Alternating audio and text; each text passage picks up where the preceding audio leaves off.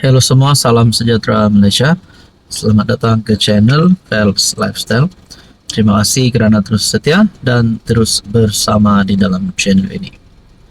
Ada satu berita duka cita, ada satu kejutan untuk seluruh kepimpinan politik di Malaysia, terutamanya di dalam Kabinet Kerajaan Perpaduan Jemaah Menteri. Bagi saya ini pasti satu pemergian, satu kematian yang mengejutkan Menteri Pertanian, iaitu Muhammad Sabu ataupun Mat Sabu. Abu Bakar Rashid meninggal di depan sahabat karibnya Muhammad Sabu. Bekas wartawan Haraka Abu Bakar Muhammad Rashid meninggal dunia malam ini bertarikh 8 Mac 2025 di depan rakan rapat beliau, Datuk Seri Muhammad Sabu.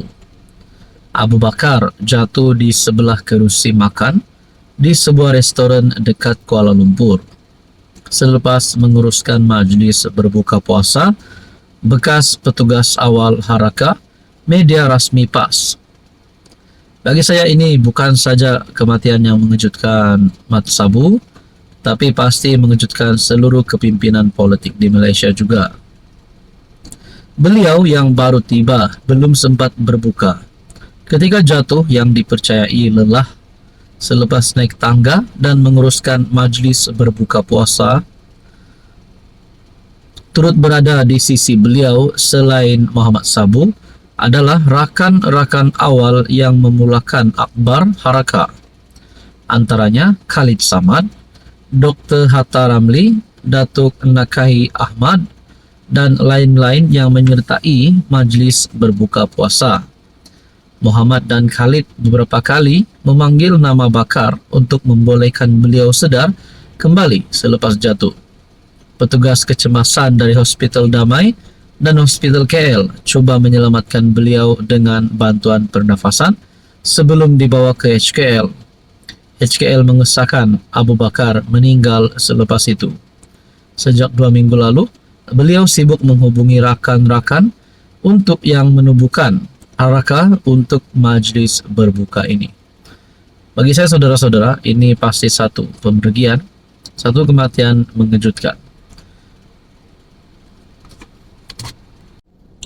Hai, hello, salam sejahtera Malaysia. Selamat datang ke channel Phelps Lifestyle. Terima kasih kerana terus setia dan terus bersama di dalam channel ini.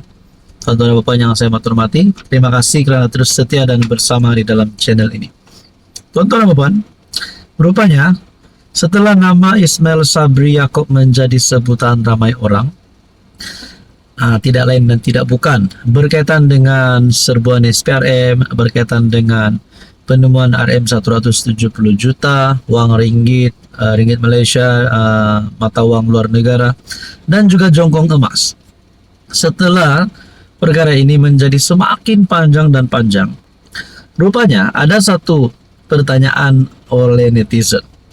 Adakah menteri-menteri ketika Ismail Sabri menjadi Perdana Menteri ke-9 juga terlibat dengan isu kes ini? Ataupun lebih tepat terlibat dengan rasuah ini. Kalaulah ini benar rasuah melibatkan PM9, dan adakah ini tidak mustahil nama-nama menteri pada ketika itu juga terkait dengan kes dan isu ini? Kalau ada, agak-agak siapakah menteri tersebut? Ketika itu waktu PM9 jadi menteri, ada beberapa nama pada tahun 2021. Hishamuddin Hussein ada, Azmin Ali, Razi Jidin, Fadilah Yusof pun ada. Jadi termasuk Khairi Jamaluddin. Untuk tahun 2022 pula, rupanya memang ramai sebenarnya menteri yang terlibat di dalam kabinet Ismail Sabri ketika beliau jadi Perdana Menteri. Kalau tak silap, Menteri Keuangan pada ketika itu Tengku Zafrul, kalau tak silap. Jadi ada satu komen yang saya nak kongsi dengan anda, berkata di sini, mesti ramai menteri-menteri terlibat. Mereka mesti gotong royong RM700 juta itu SPRM korek bagi habis maklumat dari Mael Lambung. Gelaran baru pula untuk Ismail Sabri. Tapi saya tak nak terus direct to the point, fikir negatif terhadap PM9 dan juga menteri-menteri yang terlibat. Saya tidak bercakaplah orang ini bersalah sebab belum ada keputusannya. Belum lagi didakwa, belum ditangkap masuk penjara, belum ada bukti yang mengatakan bahwa Ismail Sabri ini bersalah dan menteri-menteri kabinet beliau pada ketika itu bersalah. Tapi kalau fikir secara logik, takkanlah kerja ini dilakukan oleh Ismail Sabri sendiri. Sebelum ini SPRM sudah mengesahkan telah memanggil 31 individu kalau tak silap untuk berjumpa dengan SPRM dan siasatan dijalankan terhadap Ismail Sabri juga. Jadi persoalannya, tuan-tuan dan puan, adakah menteri-menteri kabinet pada ketika itu terlibat dengan case ataupun isu RM177 juta ini? Nah, kalau mereka terlibat, adakah mereka juga akan dipanggil SPRM? Dan agak-agak siapakah menteri-menteri tersebut?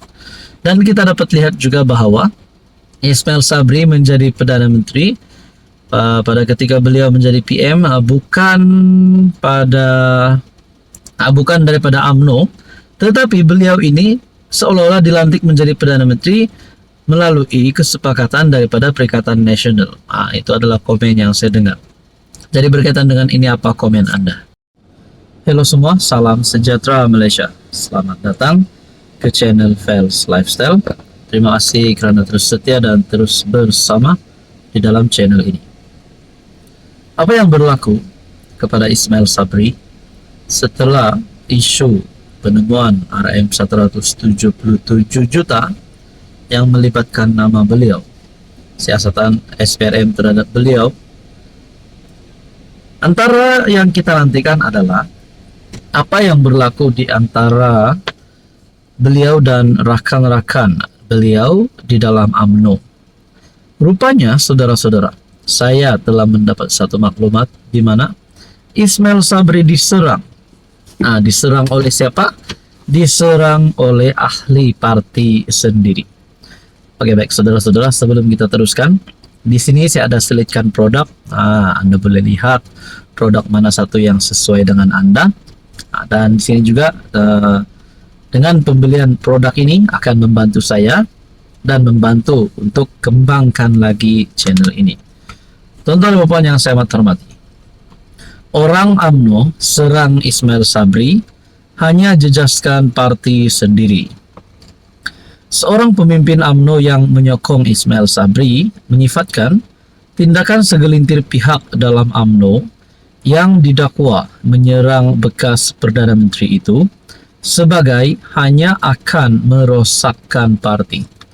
Tuan-tuan dan puan, bayangkan kalau Ismail Sabri ini yang pernah menjadi Perdana Menteri memang mempunyai pengaruh yang kuat di dalam UMNO. Bayangkan kalau kem Ismail Sabri di dalam UMNO ini akan memboikot UMNO kerana ada di antara kalangan parti UMNO, ahli UMNO yang menyerang Ismail Sabri.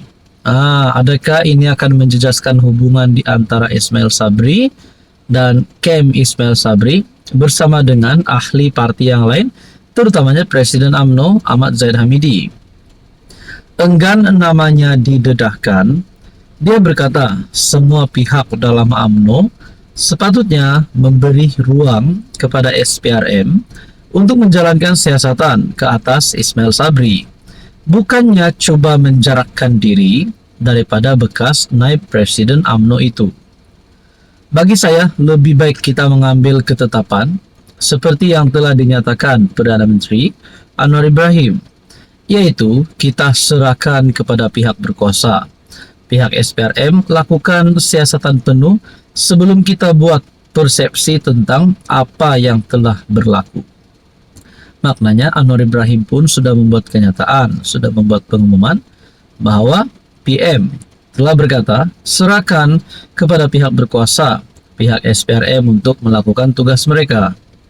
Kita tunggu dan lihat, kita serahkan kepada SPRM untuk melakukan siasatan secara terperinci sebelum kita mengeluarkan apa-apa pandangan ataupun kritikan. Kalau kita lihat di media sosial, banyak dimainkan perkara yang tidak sepatutnya dimainkan. Untuk jangka masa panjang, ia akan melemahkan parti, katanya kepada Malaysia Kini. SPRM telah menyoal siasat Ismail Sabri pada 18 Februari sebagai sebahagian daripada siasatan terhadap perbelanjaan untuk kempen promosi keluarga Malaysia ketika pentadbiran PM ke-9 itu. Berkaitan dengan ini, apa komen Anda?